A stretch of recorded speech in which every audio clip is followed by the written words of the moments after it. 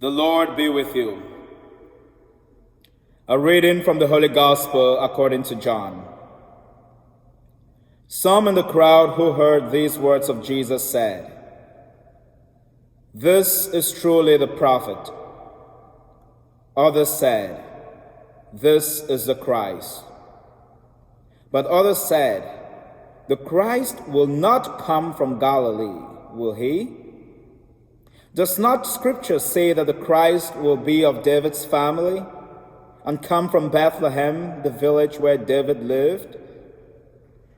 So a division occurred in the crowd because of him. Some of them even wanted to arrest him, but no one laid hands on him. So the guards went to the chief priests and Pharisees, who asked them, "Why did you not bring him?" The guards answered, "Never before has anyone spoken like this man."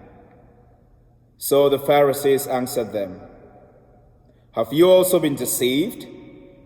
Have any of the authorities or the Pharisees believed in him?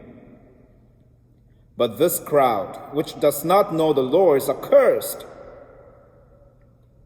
Nicodemus, one of their members who had come to him earlier, said to them, "Does our law condemn a man before it first hears him and finds out what he is doing?" They answered and said to him, "You are not from Galilee also, are you? Look and see that no prophet arises from Galilee." Then each went to his own house. The Gospel of the Lord. Have you ever been disregarded for speaking the truth because of your age, because of your country of origin, because of your skin color, your race, the way you speak? Has any factor of who you are ever been considered in a judgment towards you when you were speaking the truth?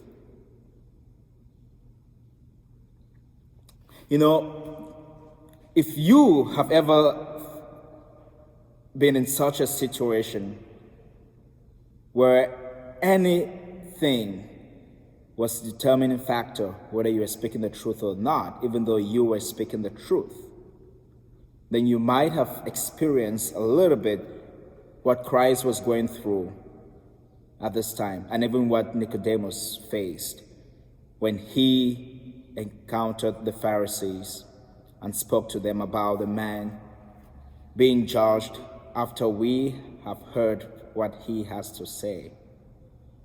You see, Christ was going about doing good.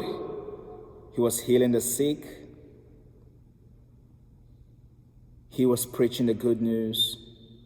He was preaching the message of love. Every single thing that Christ was doing was the good. It was true. And here is Nicodemus, even saying something about the law, which is true. But the Pharisees are disregarding what he's saying because of his place of origin, because he's from Galilee.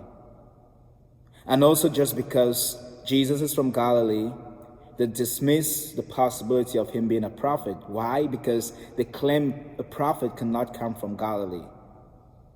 You see, when it comes to speaking the truth, it doesn't matter where you're from. It doesn't matter where you've been. It doesn't matter who you are. It doesn't matter what your skin color looks like. It doesn't matter. The truth is the truth. When something is objectively true, irrespective of who is telling that truth, it remains the truth. And even if you will be condemned, if you will be killed for that truth, we ought to always stand by the truth. Even Socrates died for the truth, right? So, you see, we have people even in our social world, in society, who have stood by the truth because they know the value of the truth. And not even for one was Christ going to relent from his ministry, from what he came to do, because of what the Pharisees had to say. During this Lenten season, Christ is inviting us to remain steadfast to the truth of the gospel. We might be tempted to be swayed away by all the controversies that are rising in the world, by what people have to say. But we know deep in our hearts, the law has been written on our hearts. We know the truth, and Christ is inviting us through this gospel to stand by that truth. Because, my friends, the truth will always be true, no matter what anybody has to say. God bless you.